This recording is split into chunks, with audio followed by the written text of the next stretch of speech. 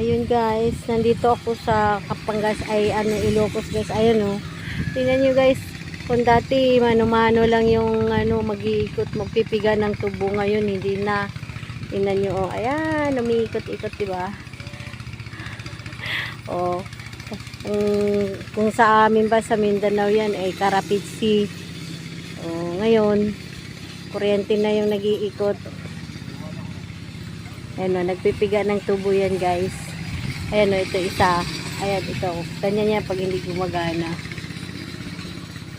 So, ayan, ang laki ng asyenda dito ng tubuhan o. O, yung mga nagsasabi sa akin, magdala akong sibuyas, wala. Tubo, ayan o, dadalhin ko yung tubo sa inyo. Sugar cane.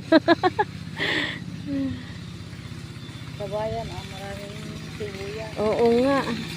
Di wala sibuyas dito eh. Saan ito? Norte. Norte yon. Oo. Ayan guys, ito daw yung sinambong. Ayun, nakita ko na kung ano yung sinambong na sinabi nila. Ayun o, nakatali. Ayan o, paano na siya, diba? Pakulo ng pakulo. O, ayan guys, wag pumunta kayo dito sa Ilocos. Yun ang lalaki ng mga kawali.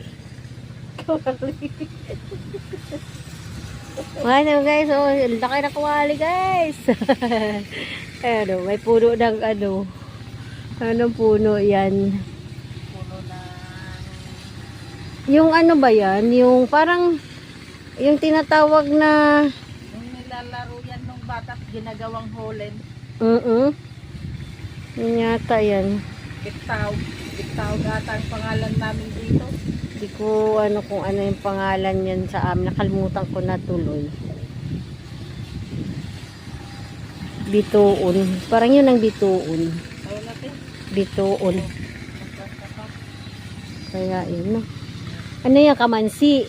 Doon sa may bahay, di ba doon sa bahay, yung kabilang, yung kabilang bakod, may maraming bunga yung kamansi. Yung ginugulay yan eh, ginagataan.